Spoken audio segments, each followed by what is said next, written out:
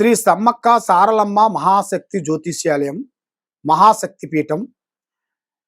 మేము ఎలాంటి సమస్యలైనా కానీ, ఎలాంటి ఇబ్బందులు ఉండవలసిన వాళ్ళు కానీ, ప్రేమ, పెళ్లి, సంతానం, ఉద్యోగం, కుటుంబ సమస్యలు, ఆర్థిక ఇబ్బందులు, కోర్టు సమస్యలు, ప్రేమ సమస్యలు, లవ్ ఫెయిలు, ఎలాంటి సమస్యలతో చాలామంది సతమతం అయిపోతుంటారు. భూమి సమస్యలు కానీ, ఇల్లు సమస్యలు కానీ, కోర్టు సమస్యలు కానీ, ఆర్థిక ఇబ్బందులు కానీ, ఇలాంటి సమస్యలతో మీరు సతమతం అవుతున్నారా? తప్పకుండా ఈ కింద ఉండాల్సిన నెంబర్కి మాకు సంప్రదించండి. 9399922254. ఓం నమ శివాయ నమ. హరి ఓం నమ శివాయ.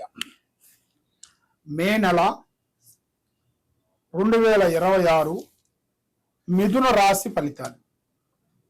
ఈ మిథున రాశిలో ఉండవలసిన వాళ్ళకి అదృష్టం పట్ల, వాళ్ళ జీవిత పట్ల చేసే కార్యక్రమాన్ని బట్టి ఎన్నో విధానాలుగా పోరాటం చేస్తూ ఉంటారు.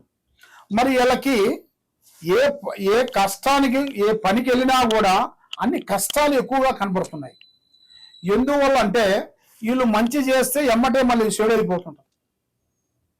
వీళ్ళు ఒకరిని ఆధారించారనుకోండి, వాళ్ళ నుంచి మళ్ళీ రివర్స్ అవుతుంటుంది. మరి ఇలా జాతక యోగాన్ని బట్టి ఎందుకు అవుతుంది? మరి వీళ్ళిద్దరు పేరు బలాలలో చూసుకుంటే భార్యాభర్తల మధ్యలో కొన్ని శిఖాకులు కనబడుతున్నాయి. అంటే వైవాహిక జీవితంలో భార్యాభర్తలకి ఒక చిన్న మాటపై పెద్ద మాటగా మారి వాళ్ళిద్దరు సంసారంలో కొన్ని శిఖాకులై ఇబ్బందులైపోయి వాళ్ళు కొంచెం దూరం అయిపోతుంటారు. అది ఎందువల్ల అంటే వీళ్ళిద్దరి మీద ఉండాల్సిన నాగసర్ప దోషము, కాలసర్ప దోషము, శని దోష ప్రభావము, ఈ మూడు వీళ్ళని డిస్టర్బెంట్ చేస్తుంటాయి. అంటే ఇద్దరిని మనశ్శాంతి ఉండలేదు. భార్యాభర్తల్ని, భార్య కొంచెం నేనే గొప్పవాడిని చెప్పటం, భర్తే నేనే చేస్తున్నాను, కుటుంబాన్ని వెళ్తున్నాను, ఈ కుటుంబాన్ని మొత్తాన్ని నేనే కాపాడుకుంటున్నాను అనేట్టుగా ఒక్కొక్క మాట, చిన్న మాట పోయి పెద్ద మాట అయిపోయి, పెద్ద మాట నుంచి చికాకులై, గొడవలై, పోలీస్ స్టేషన్ దాకా పోయి కోర్టు దాకా పోవాల్సి వస్తుంది. మరి ఇలాంటి గ్రహ టయాలలో వీళ్ళ జాతక యోగం అనేది తిరుగుతుంది కాబట్టి మరి వీళ్ళు ఏ కార్యక్రమం చేసినా కూడా అంత ముందుగా రాకుండా, వెనక్కి పోకోకుండా మధ్యలో వచ్చి ఆగిపోతుంటది. మరి ఇలా జాతకంలో చూస్తే, విద్యా రంగంలో చూస్తే మంచి విద్య, అద్భుతమైన చదువు, విద్యార్థులకి మంచి అభివృద్ధి. మరి విద్యార్థులకి మెయిన్గా ఉండాల్సింది జ్ఞాపక శక్తి. స్నేహం అనేది వాళ్ళు తగ్గించాలి. అధిక స్నేహం ప్రాణానికి మోక్షం. ఆ స్నేహంలో అనేది కొంత ఇబ్బందికరమైన సమస్యలు కొంచెం ఎదురొచ్చే మార్గాలు కూడా చాలా వరకు కొంచెం డిస్టర్బెంట్ అయ్యే మార్గాలు కూడా చాలా వరకు కనబడుతున్నాయి. కాబట్టి ఒక పని చేస్తున్నాం అంటే ఆ పని గురించి ఇంట్లో ఉండవలసిన వాళ్ళు కూడా చాలా వరకు ఒక సపోర్ట్ ఇవ్వాలి. ఆ సపోర్ట్ లేనిది వాడు ఎంత సొంతంగా కష్టపడ్డా కూడా దాంట్లో ఏదో ఒక డిస్టర్బెంట్ అయిపోతుంటది.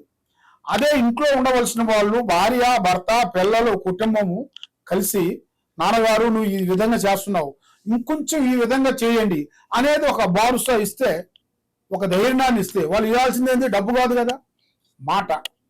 అదే మాటను ఇచ్చినట్టుగా అయితే ఆ తండ్రి పొజిషన్ ఎలా ఉంటుందంటే, అబ్బా మా కొడుకు నాకు ఇప్పుడు ఒక మాట చెప్పాడు, నాకు మంచి మాట చెప్పాడు అనేది, ఏం చేయాలనేది కూడా వాళ్ళకి చేయలేడు కూడా చేస్తాడు. అంటే ఆ పని చేయలేనోడు కూడా ఆ టైంలో చేయగలుగుతాడు. ఎందువల్ల? ఆ మాట ఇచ్చిన దానివల్ల, వాళ్ళ భార్య పిల్లలు ధైర్యం ఇచ్చిన దానివల్ల. ఇప్పుడు ఏ సమస్య అయినా కూడా కుటుంబంలో వచ్చేసి పిల్లలు, భార్య, భర్తలు మొత్తం సమస్యలు మొత్తం చూసుకునేది తండ్రి. మరి తండ్రి సమస్యని వాళ్ళ పిల్లలు చెప్పుకోలేరు కదా. దానివల్ల చెప్పుకోలేని పరిస్థితిలో ఎన్నో బాధలు ఉంటాయి వాళ్ళకి. కాబట్టి అందరూ కలిసి ఒక రూటుకు పోతేనే ఆ కుటుంబం అనేది అభివృద్ధిగా పొందుద్ది. అదే విధంగా కొన్ని సమస్యలతో పోరాడే వాళ్ళందరికీ మంచి రోజులు రాబోతున్నాయి. మరి వీళ్ళు చేయాల్సిన పూజా బలము, ఈశ్వరుణ్ణి పూజించాలి. శివాలయం దగ్గరికి వెళ్ళి శివాలయంకి వెళ్ళి శివాలయం సోమవారం 5 సోమవారాల పాటు వీళ్ళు పూజా బలం చేసినట్టుగైతే వీళ్ళకి అన్ని విధానాలుగా బాగుంటుంది, మనశ్శాంతి కలుగుతుంది, చేసే కార్యక్రమాలు అనేది ముందుకు వస్తాయి. మరి మీరు ఎక్కడెక్కడో వెళ్ళి జ్యోతిష్యం చెప్పించుకొని నిరాశ చెంది బాధపడుతూ ఉన్నారా?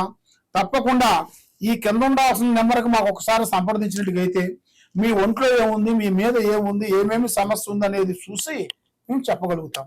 సర్వే జనా సుఖినో భవంతు.